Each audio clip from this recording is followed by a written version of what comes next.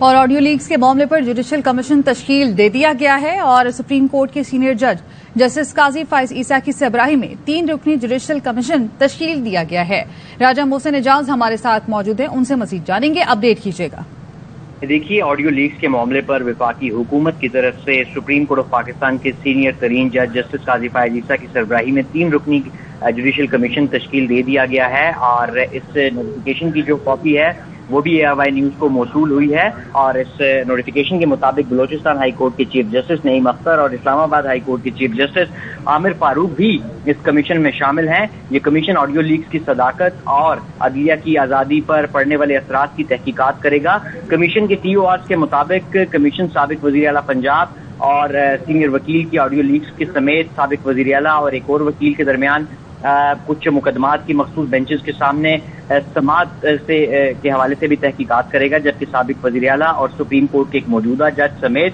سابق chief justice سے متعلقہ جو مبینہ آڈیوز ہیں ان کی بھی تحقیقات کرے گا۔ اور اس کے ساتھ ساتھ یہ بھی کہا گیا ہے اس نوٹیفیکیشن میں کہ کمیشن فوری طور پر جو اپنی تحقیقات ہیں وہ شروع کرے گا اور اس سلسلے میں یہ کہا گیا ہے کہ اٹارنی جنرل آف پاکستان بھی اس کمیشن کی معاونت کریں گے اور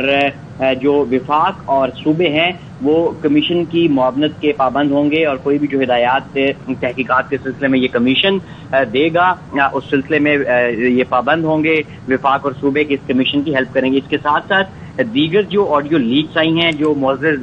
جج صاحبان سے متعلقہ یا ان کے خاندان کے دیگر افراد سے متعلقہ ہیں، جتنی بھی آڈیو لیکس ہیں ان تمام تر چیزوں کی تحقیقات کی کمیشن کرے گا۔ اور یہ کمیشن یہ جو نوٹیفیکیشن آج جاری کیا گیا ہے اس میں یہ واضح طور پر کہا گیا ہے کہ جو ہی یہ نوٹیفیکیشن جاری ہوگا تو یہ کمیشن اپنا کام شروع کر دے گا اور اگر مزید یہ 30 دن کے اندر اندر تحقیقات مکمل کرنے کا اس نوٹیفیکیشن میں کہا گیا ہے کہ یہ کمیشن 30 دن کے اندر اپنی تحقیقات مکمل کرے گا۔ اور اس کے ساتھ ساتھ یہ بھی کہا گیا ہے کہ اگر کمیشن کو مزید وقت درکار ہوا تو وفاقی حکومت اسے مزید وقت بھی دے گی۔ تاہم ابتدائی طور پر اس نوٹیفیکیشن کے مطابق 30 دن کے اندر اس کمیشن کو اپنا کام مکمل کرنے کا کہا گیا ہے اور سپریم کورٹ آف پاکستان کے سینئر ترین جج جسٹس قاضی فائز عیسیٰ اس کمیشن کی سربراہی کریں گے، جبکہ بلوچستان ہائی کورٹ اور اسلام آباد ہائی کورٹ کے چیف جسٹس صاحبان اس 3 رکنی کمیشن کے ممبرز ہوں گے۔